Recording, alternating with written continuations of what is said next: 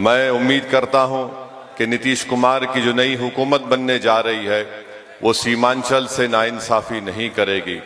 सीमांचल एक पसमानदा इलाका जरूर है, मगर अल्लाह सुब्हानहू तआला ने यहाँ पर बेशुमार नेमतों से इस सरजमीन को नवाजा है। सिर्फ जरूरत इस बात की है कि यहाँ की सरजमीन पर बसने वालों से पटना में बैठकर हुकूमत करने वाले अगर थोड़ी सी मोहब्बत करना शुरू कर देंगे तो बिहार तरक्की करेगा, भारत एक ताकतवर मुल्क बनकर उभरेगा। इसके लिए जरूरी है कि सीमांचल से इंसाफ होना चाहिए। मैं आपसे वादा कर रहा हूं कि जनाब अख्तरुल ईमान साहब की क़यादत में जनाब हमारे तौसीफ आलम साहब, सरवर आलम साहब, गुलाम सरवर साहब, मुर्शिद आलम साहब अपने अपने विधानसभा के साथ साथ सीमांचल के विकास के लिए लड़ेंगे और हम एक तामीराती अपोजिशन का रोल बिहार की विधानसभा में अदा करेंगे। अगर हुकूमत सीमांचल की तरक्की के लिए एक कदम आगे बढ़ेगी तो हम 10 कदम उनके साथ चलने को तैयार हैं, बशर्ते के सीमांचल से इंसाफ हो। मैं आप तमाम का शुक्रिया अदा करता हूं कि आपने अपने वोटों से, अपनी दुआओं से मजलिस इत्तेहादुल मुस्लिमीन को यहाँ से कामयाब किया। और आप मुतमईन रहिए कि ओवैसी ने जो वादा किया था कि जब तक अल्लाह मुझे जिंदा रखेगा हम सीमांचल की लड़ाई को लड़ते रहेंगे।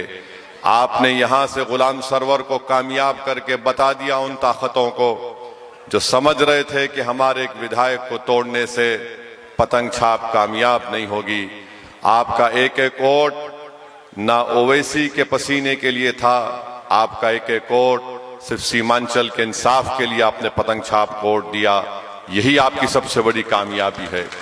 और मैं हमारे तमाम मजलिस के जिम्मेदारों से कहना चाहूँगा, बशमूल हमारे सदर अख्तरुल ईमान साहब से, कि अब हम पर बहुत बड़ी जिम्मेदारी है कि बहैसियत सदर वो तमाम अराकीन असम्बली अख्तरुल ईमान साहब के साथ और अख्तरुल ईमान साहब तमाम अराकीन असम्बली को साथ लेकर सीमांचल की लड़ाई और बिहार के गरीब और मजलूम अवाम के इंसाफ की लड़ाई को लेकर आगे बढ़ें।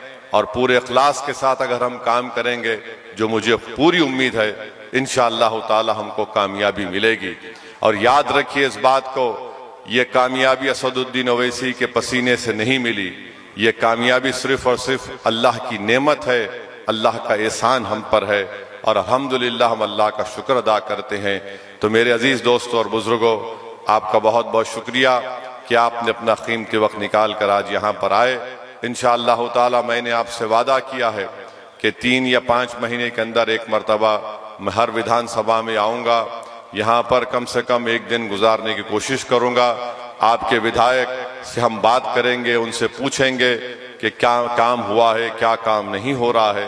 तो इंशाअल्लाह हम भी यहाँ पर पूरी तरीके से नज़र रखेंगे और गुलाम सरवर साहब को, अख्तरुल ईमान साहब को, तौसीफ आलम साहब को, मुर्शिद आलम साहब को, सरवर आलम साहब को ये बात समझना चाहिए कि उनके ऊपर चेक होगा। वो हम देखेंगे किस तरह उस विधानसभा में हमने जो वादे किए थे वो होगा। और यहाँ पर स्कूल की बाउंड्री वॉल का भी एक बहुत बड़ा एक मसला बना हुआ है। इंशाअल्लाह ताला ये तमाम काम मुझे यकीन है, क्योंकि गुलाम सरवर साहब आप क्या प्रमुख भी थे ना, अध्यक्ष से लेके माशाअल्लाह ताला आप यहाँ तक आए हैं, तो मुझे यकीन है कि वो जो अल्लाह ने आपको मौका फराहम किया, वो तजुर्बा जो आपके पास है, आप उसका भरपूर इस्तेमाल करते हुए यहाँ की जनता से इंसाफ करेंगे। और मैं यकीन दिला रहा हूँ कि इलेक्शन हो चुका है, बिला लिहाज मजहब मिल्लत इंशाअल्लाह मजलिस इत्तेहादुल मुस्लिमीन यहाँ पर काम करेगी।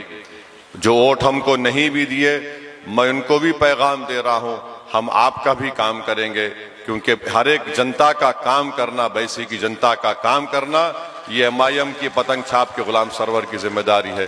तो आप तमाम का बहुत बहुत शुक्रिया, आप आए यहाँ पर, क्योंकि मगरिब का वक्त भी अनकरीब में शुरू होने वाला है। बहुत बहुत शुक्रिया। नहीं इंशाअल्लाह अब आपको और हमको मिलकर सीमांचल की लड़ाई जो हम लड़ रहे हैं, इंशाअल्लाह उसको लेकर आगे बढ़ना है।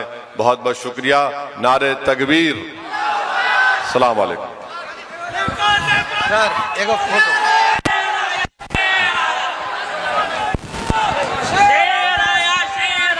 देखो देखो कौन आया,